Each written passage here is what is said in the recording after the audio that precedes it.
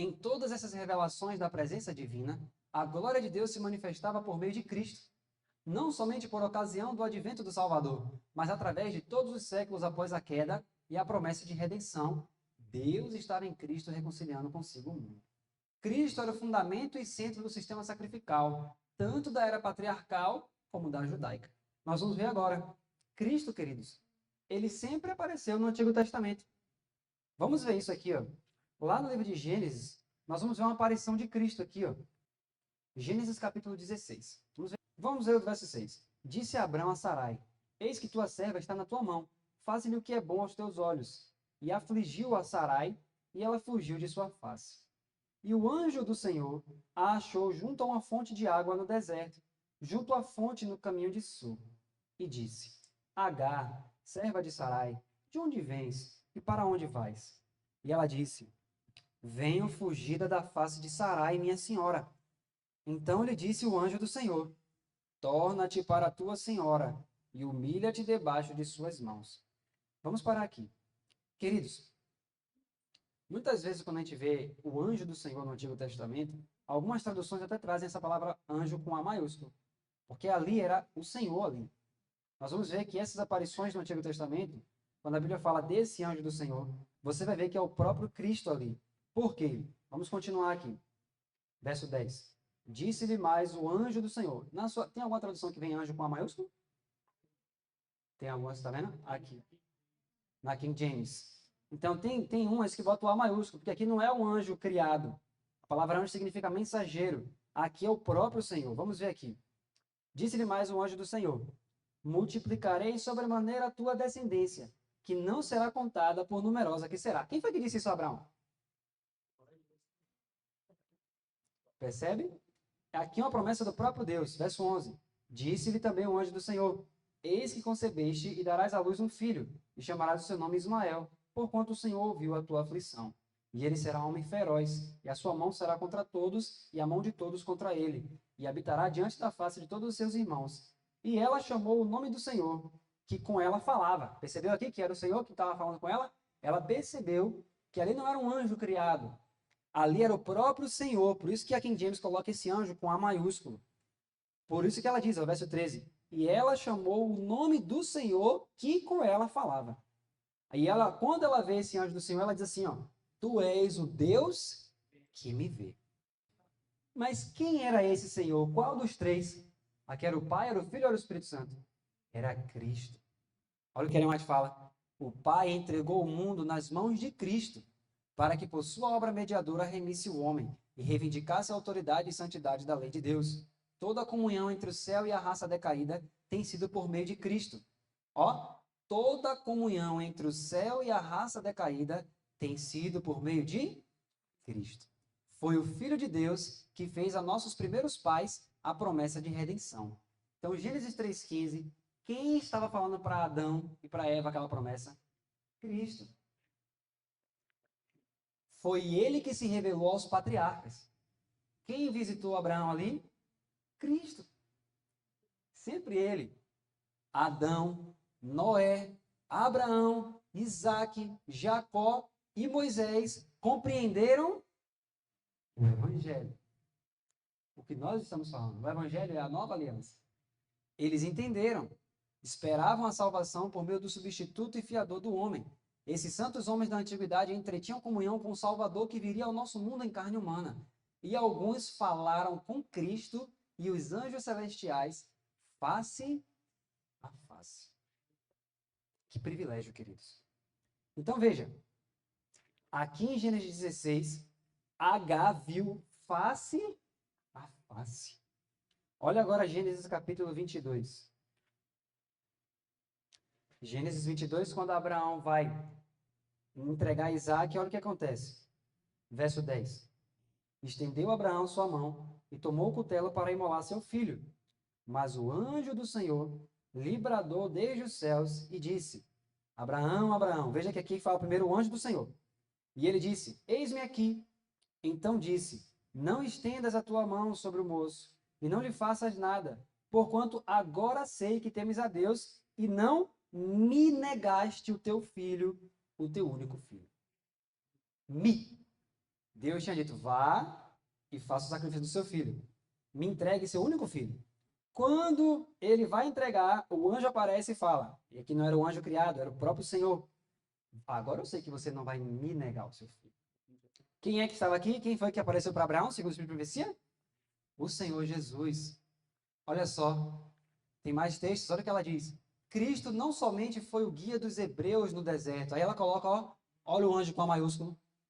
O anjo em quem estava o nome de Jeová e que, velado na coluna de nuvem, ia diante das hostes. No livro A Verdade sobre os Anjos, ela diz que naquela nuvem que estava ali separando os israelitas dos egípcios, Cristo estava em cima da nuvem. Mas foi também ele que deu a Israel a lei. Então, quem é que estava ali no pé do monte que fez o monte fumegar? O próprio Jesus. Você entende porque lá no Sermão do Monte, Cristo sobe de novo em um monte para falar os princípios da lei. Porque lá atrás ele tinha feito isso. Era ele que estava em cima do monte ali. Em cima do Monte Sinai, ele entregou a lei. Depois, lá no Monte das Oliveiras, ele explicou aquela lei. Por entre a tremenda glória do Sinai, Cristo declarou aos ouvidos de todo o povo os 10 preceitos da lei de seu pai. Foi ele que deu a Moisés a lei gravada em tábuas de pedra. Que coisa maravilhosa. Foi Cristo que falou ao seu povo por intermédio dos profetas. Escrevendo para a igreja cristã, diz o apóstolo Pedro, que os profetas profetizaram da graça que vos foi dada, indagando que tempo ou que ocasião de tempo o Espírito de Cristo que estava neles indicava, anteriormente testificando os sofrimentos que a Cristo haviam de vir e a glória que se lhes havia de seguir.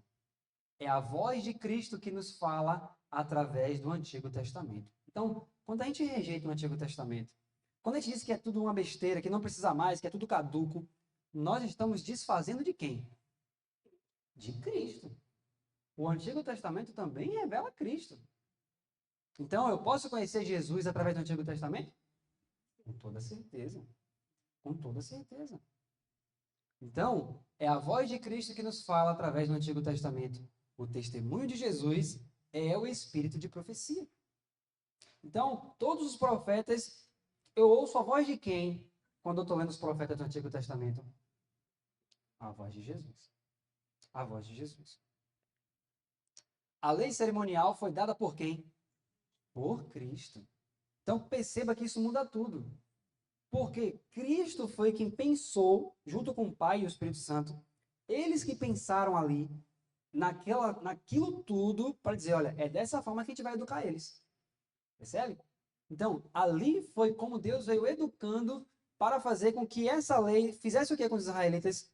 Levassem ele para Cristo. A lei cerimonial foi dada por Cristo.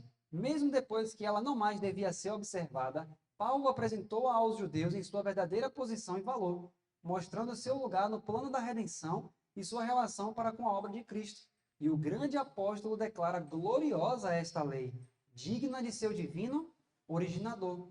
O serviço solene do santuário tipificava as grandiosas verdades que seriam reveladas durante gerações sucessivas. Por isso que nós falamos de manhã. No santuário lá do Antigo Testamento, você vê a explicação que nós falamos de manhã sobre os pecados de ignorância, sobre outros pecados, pecados secretos, tudo isso está lá. Está lá, tudo bem explicadinho para a gente explicar. Por que muita gente não consegue entender? Porque quando a gente faz ano bíblico, para a gente muitas vezes o pior momento é quando chega em Levítico. A gente quer que passe logo, né? Porque a gente lê, mas a gente só vê um monte de coisas que na nossa mente muitas vezes isso aqui já passou, para que eu vou estudar isso aqui? Mas não, através de Levítico você consegue entender Cristo Jesus. A nuvem de incenso que acendia com as orações de Israel representava a sua justiça, que unicamente pode tornar aceitável a Deus a oração do pecador. A vítima sangrenta sobre o altar do sacrifício dava testemunho de um redentor vindouro, e do Santo dos Santos resplandecia o sinal visível da presença divina. Assim, através dos séculos e séculos de trevas e apostasia, a fé se conservou viva no coração dos homens até chegar o tempo para o advento do Messias prometido. Olha só que interessante o que ela fala aqui, ó. A vítima sangrenta sobre o altar do sacrifício dava testemunho de um redentor vindouro, e do Santo dos Santos resplandecia o sinal visível da presença divina. Assim, através de séculos e séculos de trevas e apostasia, a fé se conservou viva no coração dos homens, até chegar o tempo para o advento do Messias prometido. Ou seja, qual foi o destino, um destino da lei cerimonial? Todos os dias que você olhasse aquele cordeiro ali, você lembrar, sou eu que estou fazendo isso. Deus vai providenciar para mim a minha salvação. E eu posso ser salvo hoje. A salvação para eles era algo presente? Ou eles iam esperar só quando o Messias chegasse na terra?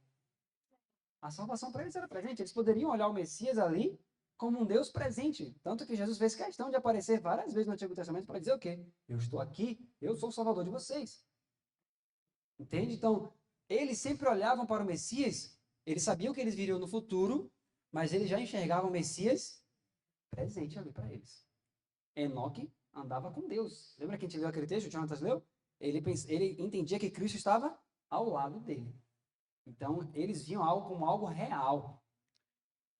O Evangelho de Cristo esparge luz sobre a economia judaica e dá significação à lei cerimonial, sendo reveladas novas verdades e sendo a que fora conhecida desde o princípio trazida para uma luz mais clara, tornam-se manifestos o caráter e propósitos de Deus em seu trato com o povo escolhido.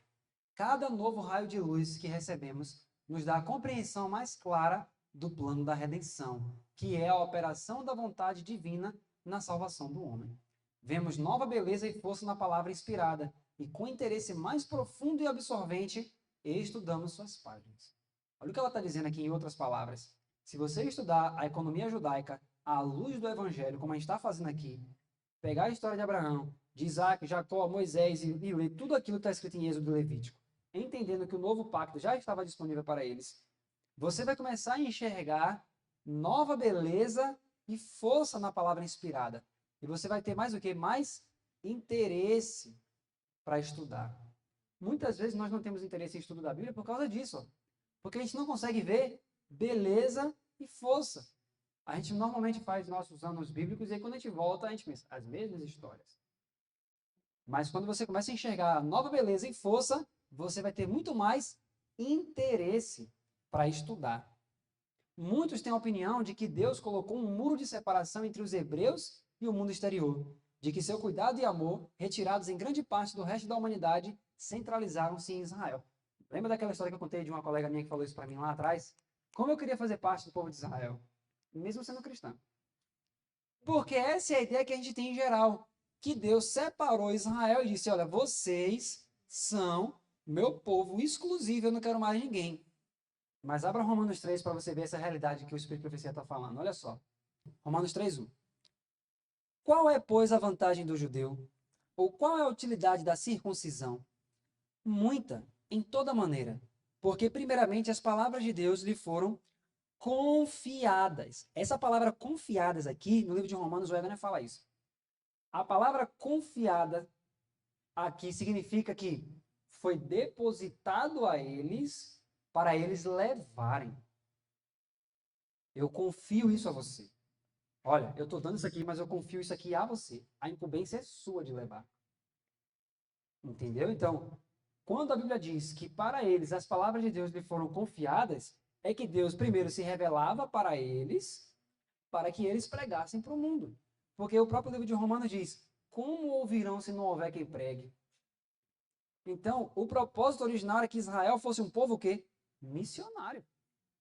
Mas em vez de ser um povo missionário, eles quiseram as bênçãos só para eles. E aí, em vez de isso levar eles para chegarem até os outros, isso fez eles se retraírem e levantar muros entre eles. E eles começaram a considerar que o fato de Deus se apresentar para eles era digno de honra e que os outros eram tudo inferiores. Olha só o que ela diz aqui, ó.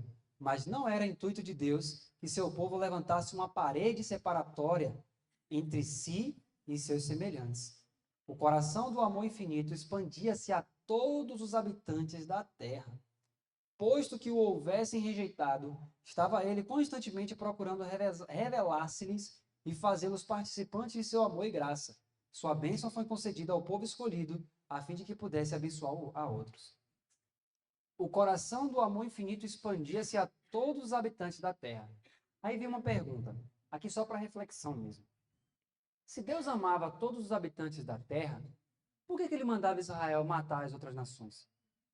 Não é esse um questionamento que a gente faz muitas vezes? Mas qual é a resposta para isso? Está lá em Gênesis. Vamos ler aqui, na própria promessa para Abraão. Vamos ler aqui Gênesis capítulo 15, verso 15 e 16. Diz assim, ó: E tu irás a teus pais em paz, em boa velhice serás sepultado, e a quarta geração tornará para cá, porque a medida da injustiça dos amorreus não está ainda cheia. Para cada nação, o Espírito de profecia que Deus tem uma taça. Vocês já viram falar da taça da ira de Deus? Então, para cada nação, para cada cidade, inclusive, há a taça da ira. Essa taça, Deus vai tendo misericórdia daquele povo, enviando luz, enviando a verdade, envia missionários, envia várias coisas. Quando há uma rejeição completa, Deus dá toda a misericórdia dele. Ele vai mostrando ali a misericórdia, vai falando, vai mostrando, até que chega um momento que quando essa nação chega no limite do extremo da maldade, Deus não pode mais proteger aquela nação. Aquela nação deliberadamente chega e se afasta de Deus. Então a mão protetora é removida. E quando a mão de Deus protetora é removida, o que acontece? Juízo atrás de juízo. Veja que sobre o próprio Satanás, mesmo ele usando seres humanos, quando Deus retira a mão dele, o Satanás vai lá e mata logo aquele ser humano. Por exemplo, veja só o caso de Jó. Quando Deus deu a ordem, pode tocar nele, imediatamente Satanás já veio acabando com tudo. Então, quando Deus remove a mão protetora, já era. Agora, quando ele usava o povo de Israel para fazer isso, quando ele mandava entrar, é por causa de que aquela nação ali chegou ao limite da maldade, não tinha mais como Deus interceder por aquela nação. Deus intercedeu o tempo todo. E Israel ali era usado por Deus como instrumento de juízo sobre aqueles povos. Porque se Deus permitisse que aqueles povos se aumentassem até o ponto de encher toda a terra, o que aconteceria? Se eles rejeitaram Deus, a própria humanidade entraria em extinção. Vocês conseguem perceber isso? Porque, por exemplo, quando aconteceu na França, vocês já leram no Grande Conflito? Quando eles rejeitaram Deus como nação, o que foi que aconteceu? Um caos completo. Um matava o outro porque pensava assim, bom, se os 10 mandamentos foram retirados como princípio, não adulterarás não existe. Então eu posso adulterar. Então as pessoas, imagine, a pessoa ia para o trabalho, a esposa ficava em casa, ou então o marido ficava em casa, mas ele sabia que ninguém ao redor tinha mais o pudor que existia antes, porque foi removido.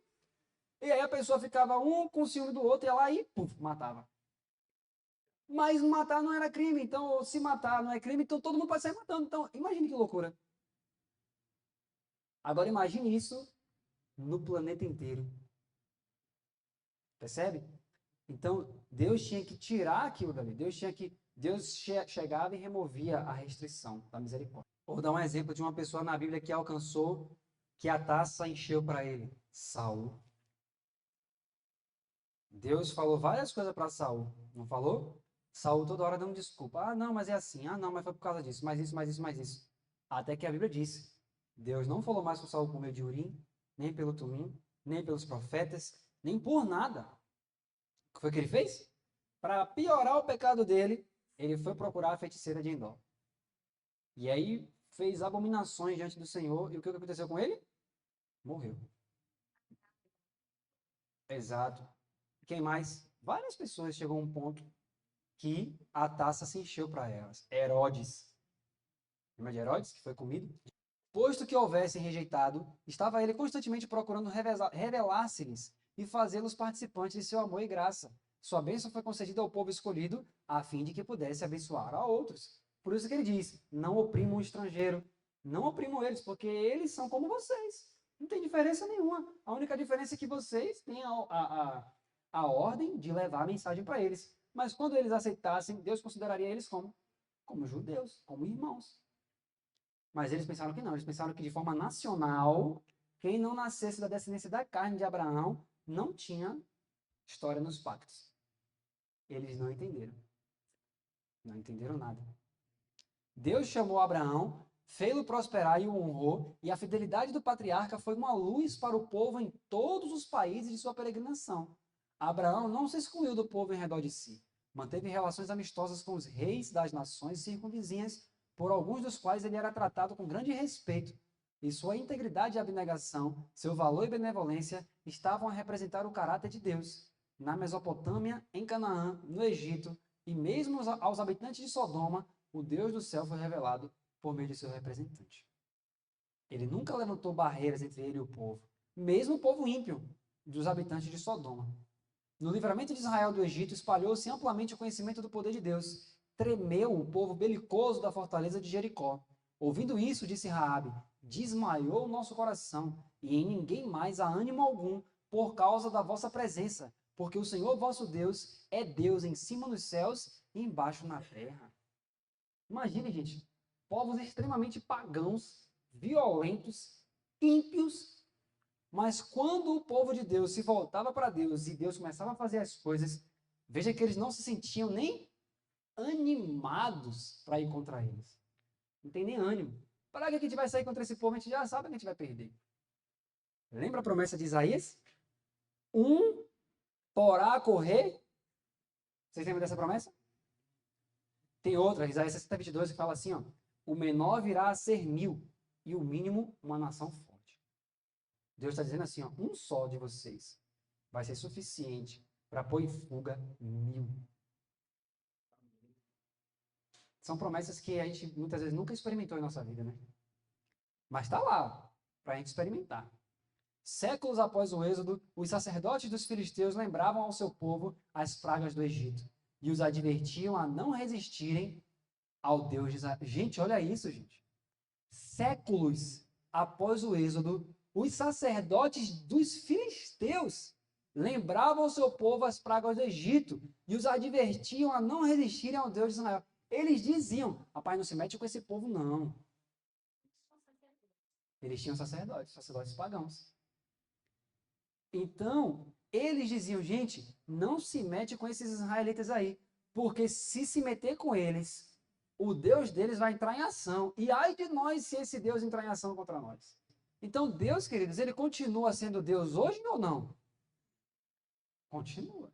Se nós que temos essa mensagem para proclamar ao mundo, se a gente levar ela realmente deixando Deus tomar a frente da obra, se nós formos como Deus queria que eles fossem, será que mesmo essas nações pagãs aí, mesmo toda essa fúria do maligno aí, será que quando eles verem o que Deus pode fazer por nós no alto clamor, será que eles vão ter ânimo para se levantar contra o povo de Deus também? Ele mais fala que a igreja pode se levantar de forma que eles vão sair como um exército terrível. Agora, como é que a gente vai sair se o exército não for unido na mensagem? Por isso que precisamos estudar essa mensagem. Deus chamou Israel e o abençoou e exaltou, não para que pela obediência à sua lei recebessem eles unicamente o seu favor, e se tornassem os exclusivos recipientes de suas bênçãos, mas a fim de revelar-se por meio deles a todos os habitantes da terra.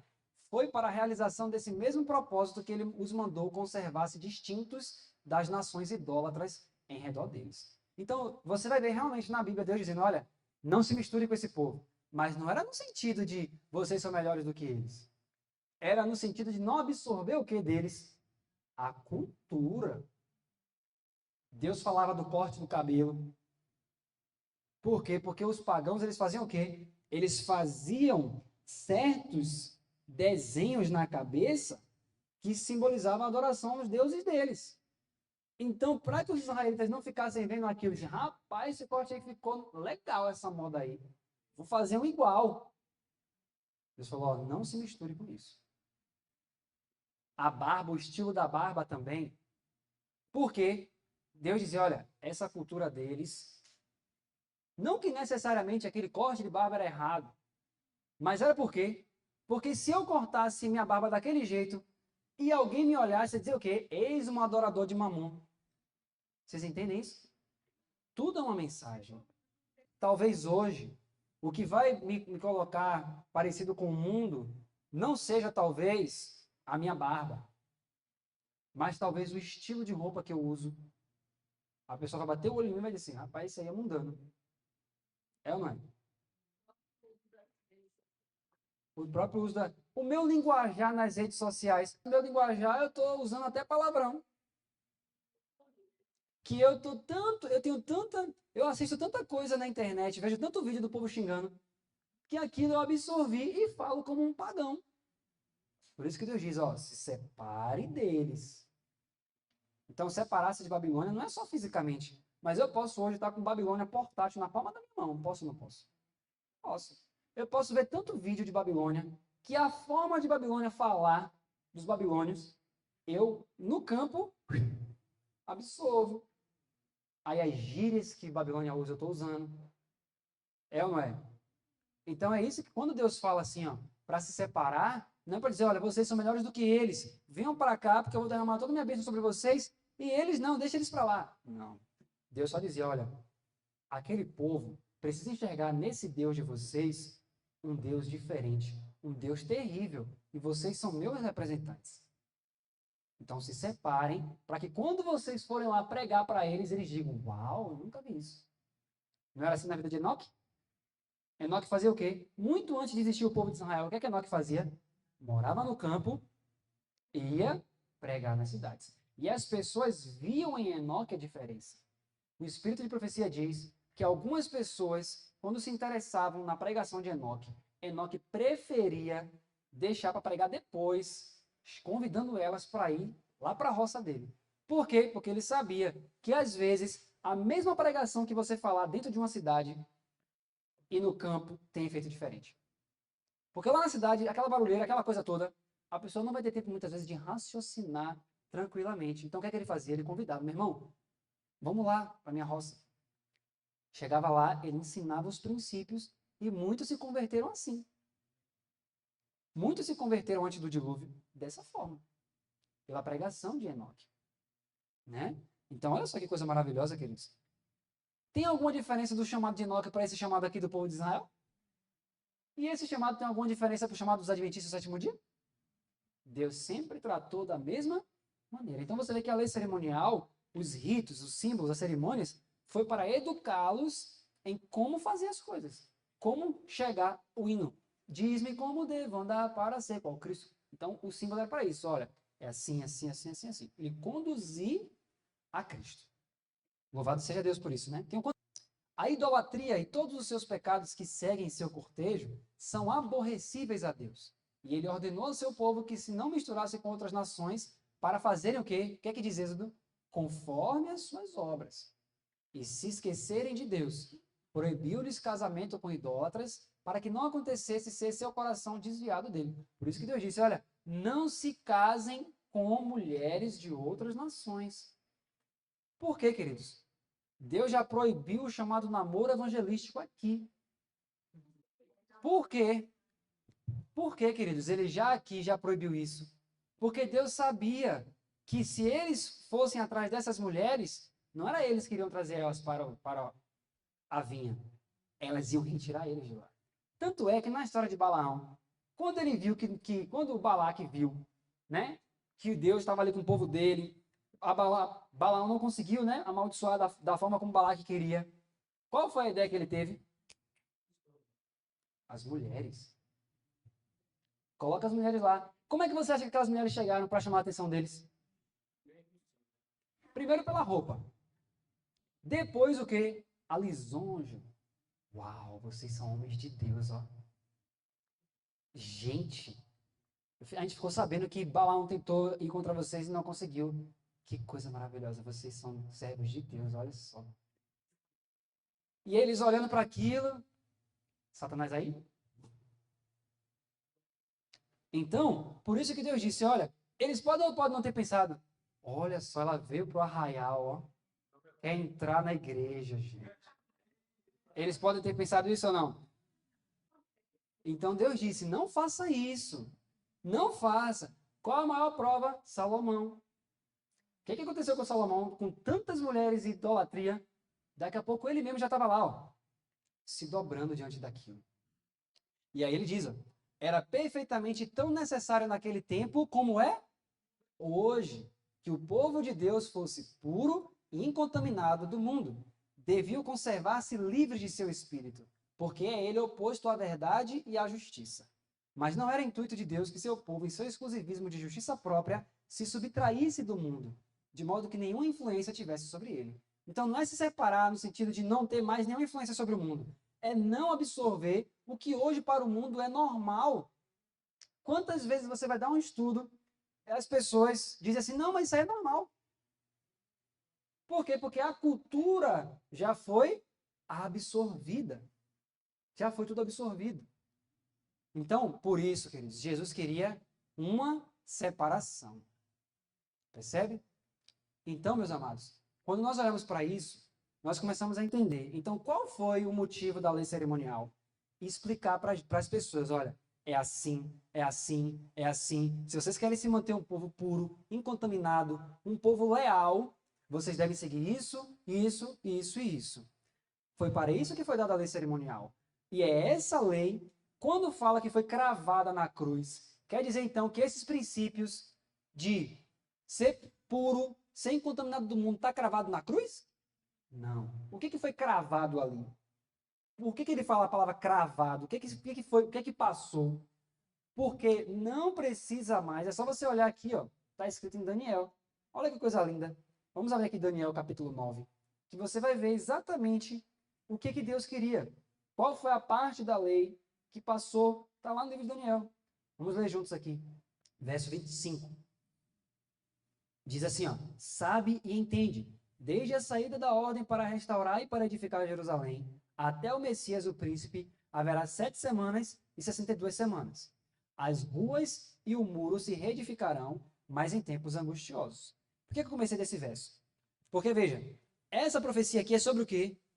Vai começar, ali nós tínhamos as 2.300 tardes e manhãs. E aqui é o início das 2.300 tardes e manhãs. Esse Messias que é o príncipe, quem é aqui? Jesus.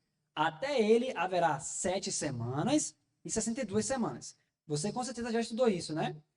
As ruas e o muro se reedificarão, mas em tempos angustiosos. Depois das 62 semanas, será cortado o Messias, ou seja, a morte de Jesus, mas não para si mesmo. E o povo do príncipe que há de vir destruirá a cidade e o santuário. E o seu fim será com inundação, e até o fim haverá guerra, e estão determinadas as assolações. Com certeza você já estudou isso aqui também. Verso 27. E ele firmará aliança com muitos por 1 semana. Ele quem, queridos?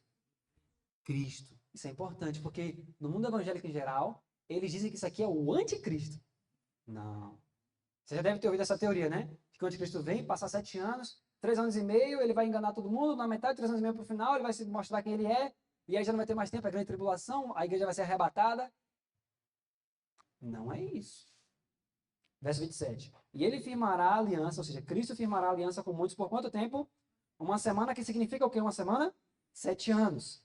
E na metade da semana fará cessar o que, queridos? O sacrifício e a oblação. Então, vamos parar aqui. Na metade da semana, então, Jesus foi batizado por João no ano 27. Correto? Então, quando Jesus vai principiar o evangelho, que ele fala assim, ó, o tempo está cumprido, o reino de Deus está próximo. Essa frase, o tempo está cumprido, ele está se referindo a Daniel 9:27. Ok? 9:27. Então, por quê? Porque é ali que começa essa semana. Ok? Porque se você for contar, ó, 27, 28, 29, 30, 31, 32, 33, 34. Esses foram os 7 anos ali. E na metade da semana, ou seja, no ano 31, foi quando ele foi cortado ou morto. Então, quando ele foi morto, aí a Bíblia diz, ó, fará cessar o sacrifício e as oblações. Então, o que foi cravado na cruz? Toda a parte do sacrifício, porque ele foi o sacrifício, e aquelas ofertas, aquelas oblações. Porque ele está fazendo isso por nós dentro do santuário. Ok? Então, por isso que aqueles ritos, aquelas cerimônias não fazem mais sentido, porque mudou a ordem. Era a ordem de Arão e agora voltou a ser a ordem de Melquisedeque. Deu para entender direitinho tudo isso, gente? Isso é maravilhoso entender, né? Como fica mais claro as coisas. Por isso que em Hebreus 10, você vai ver lá ele falando, quando há mudança de sacerdócio, necessariamente há mudança de lei. Como assim mudança de sacerdócio? Porque saiu do de Arão e voltou para o de Melquisedeque. Entendeu? Então, essas coisas que... Vamos ver se dá tempo ainda de a gente falar, de pegar o livro de Hebreus, alguns detalhes, que muda tudo isso. Se você absorveu tudo que a gente falou aqui até hoje, quando você for ler o livro de Hebreus, você vai ver que tudo começa a fazer sentido quando você analisa dentro dessa perspectiva. Mas nós vamos, pela graça de Deus, ter mais alguns momentos. Estamos quase no final dessa campal. Está passando muito rápido. Mas estamos, pela graça do nosso Senhor Jesus, vendo que o Senhor Jesus, ele é um bom educador. Ele será chamado maravilhoso conselheiro, Deus forte, Pai da eternidade e príncipe da paz. Ele vem aconselhando o seu povo. Ele tem dado o espírito de profecia em todas as épocas. E nós o temos até hoje. E que Deus continue nos guiando para que efetivamente sejamos esse povo que, guiados pelo Espírito de Jesus, que o Espírito de profecia, entramos na Canaã Celeste. Em nome de Jesus.